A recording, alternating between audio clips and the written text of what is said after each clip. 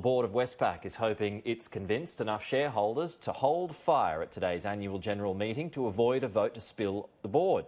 Political reporter and host of AIM Agenda, Annalise Nielsen, joins us now, live now from Sydney, where that annual general meeting is about to start. Annalise, it's the first meeting since that money laundering scandal broke.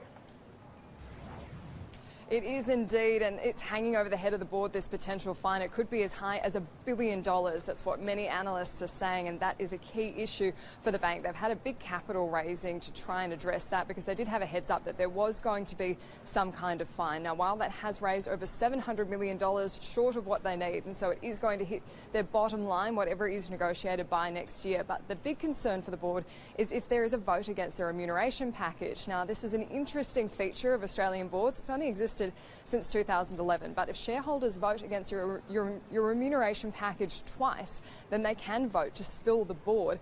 The AGM last year for Westpac already had a vote against their remuneration package by 64%.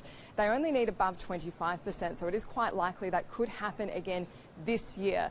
The only hope for Westpac really in that case is the fact that you need 50% of people to vote to spill the board. But if that did happen, it would be history in the making. The first time a bank of this size, a bank at all, had the board spilled. And so it's something where we will be seeing many people voicing their frustration, in particular over this Austrac scandal. The fact that this money laundering was happening for a long time, that they didn't pick up on it with their internal systems, and it could have facilitated child exploitation. We're expecting some angry shareholders here this morning, and we'll have all the coverage right across the day. Okay, Annalise, thank you for your time this morning. And Annalise